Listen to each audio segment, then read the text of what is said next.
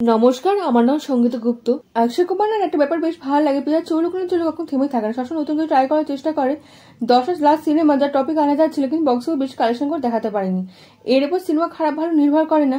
এই পাত্র masterpiece Tamil cinema national অ্যাওয়ার্ডে 5টা ক্যাটাগরি সিলেক্ট করা হয়েছিল আর প্রতিটা ক্যাটাগরিতে নাম্বার 1 পজিশন পেয়েছে। এটা ওটিতে রিলিজ করা হয়েছিল। সিনেমা হল এক্সপিরিয়েন্স পাই না, সিনেমা হলে বেশি দিন না চললে 100 কোটি ইনকাম করে দেখাতে পারলে না, তাহলে সিনেমা খারাপ হয়ে যায়। আপনি ভাবুন, যতক্ষণ অক্ষয় কুমার ভুল শুধরে নিয়েছে, অরিজিনাল মেকাররা ভুল করেছিল এই মাস্টারপিস সিনেমাকে থিয়েটার এক্সপিরিয়েন্স না দিয়ে। অক্ষয় কুমার এই ফিল্ম মুক্ত করে পড়বে আবারও। ফিল্ম কন্টেন্ট এখন হাইপে বেশি চলে।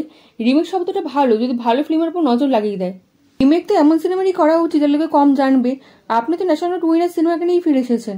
সারফিরের মাধ্যমে অক্ষয় কুমার আবারও ফিরে আসে বড় মিয়া ছোট মিয়ার খারাপ পারফরমেন্সের পর। আসামের উপরও লোকে বেশি আশা করতো, কারণ বক্স অফিস কালেকশনের উপর নয় কন্টেন্টের দামে সিনেমা নিয়ে আসতো।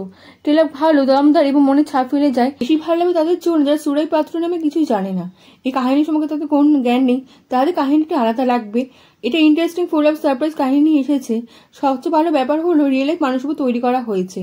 ক্যাপ্টেন জিআই গোপীনাথ জীবনে ভিত্তি করে তৈরি করা হয়েছে। যিনি ভারতে প্রথম কম খরচে টিকিট দিতেন। এয়ারলাইন্স দোকান প্রতিষ্ঠা করার জন্য তিনি 28 বছর বয়সে সেনাবাহিনী থেকে অবসর নিয়েছিলেন। কয়েকটি ব্যবসা প্রতিষ্ঠা করার চেষ্টা করে যতক্ষণ না লোগান এয়ারলাইন্স প্রতিষ্ঠা করতে পেরেছেন। তিনি ভিআইপিদের জন্য চ্যাপ্টার হেলিকপ্টার পরিষেবা দিতেন। তিনি প্রথম অন্যান্য এয়ারলাইন্স থেকে কম খরচে টিকিট দিতেন এবং 5 বছর হয়ে গেছে তাও অক্ষয় কুমার নিজেকে পরিবর্তন করতে পারেনি। 5 বছর পরও নিজেকে চেঞ্জ করতে পারেনি সময়ের সঙ্গে। সবচেয়ে বড় উদাহরণ হলো চান্দু চ্যাম্পিয়ন। কার্তিকারে নিজেকে চেঞ্জ করে দিয়েছে, নতুন সিনেমা নিয়ে এসেছে, কাকে খারাপ বলতে পারেনি। তিনি অনেক চেষ্টা করেছে নতুন ভাবে সিনেমা দেওয়ার জন্য দর্শককে। কার্তিকারে ভালো পারফরমেন্সও দিয়েছে। এত ভালো অ্যাক্টিং করে তার লোকে হলে কম যাচ্ছে, কারণ জানেন ফিল্ম কোথায় শুরু হয়ে কোথায় শেষ সবাই জানে। কার্তিকারিনী নিয়ে সবচেয়ে বেস্ট অ্যাক্টিং করেছে এই সিনেমাতে। নতুন কিছু দেখার আছে যেটা আগে আমরা কোনোদিন দেখিনি। নতুন কিছু থাকলে তাতে ব্যবহার করে ফিল্ম হাইপ বাড়ানোর জন্য, লাগলে বলে পাবলিকের ভুল। আজ পর্যন্ত কোথাও হয়েছে 100 কোটি মুভি এসেছে 100 মুখের পিছনে ফেলে দুটো একটা এগিয়ে গেছে। 1 নম্বর হলে Paresh Rawal as a villain পুরো ট্রেলারে ফোকাস চুরি করে নিয়েছে। আর ট্রেলার একদিকে আর স্টুডিওর একদিকে, আর এমনি তার উপর ফোকাস চলে গেছে এবং studio company 2D entertainment remake সিনেমাতেও প্রডিউসার হিসেবে কাজ করছে। সিনেমাতে সুধা ম্যাম কাজ করেছিল এবং ন্যাশনাল অ্যাওয়ার্ড জিতিয়ে দিয়েছিল। এবার সিনেমাতে তিনি কাজ করছেন। যদি আপনি অরিজিনাল সিনেমা একবার দেখে থাকেন না, তাহলে এই সিনেমা দেখার ইচ্ছাই চলে যাবে। ব্যাপারটা হলো হোল সিনেমা স্টোরির উপর বেস করে তৈরি করে দেওয়া হয়েছিল এবং স্টোরি এই সিনেমায় হিরো ছিল বলে এই সিনেমা অনেক অ্যাওয়ার্ডও জিতেছে। কিন্তু এই সিনেমা কালেকশনের উপর নির্ভর করেনি। বলিউডে এই সিনেমা হিরোর উপর নির্ভর করে তৈরি করে দেওয়া হচ্ছে, হিরোর উপর নির্ভর করে স্টোরির উপর বদলে দেওয়া হয়েছে। গল্পকে দেখতে চাইবে বলুন? সিরিয়াস সিনেমার উপর যদি আবার 2-3টা আইটেম সং না থাকে তাহলে কেউ দেখবে? সারফিরের কাহিনী হচ্ছে হিরো বেস্ট। অক্ষয় কুমার স্টারডমে ব্যবহার করে এই সিনেমাটা চালানোর চেষ্টা করা হচ্ছে, কিন্তু অরিজিনাল সিনেমাতে কাহিনীর উপর নির্ভর করে সিনেমা তৈরি করে দেওয়া হয়েছিল এবং পাবলিকের মন জিতে নিয়েছিল। সবকিছু অক্ষয় কুমারের ভুল বলে উচিত হবে না।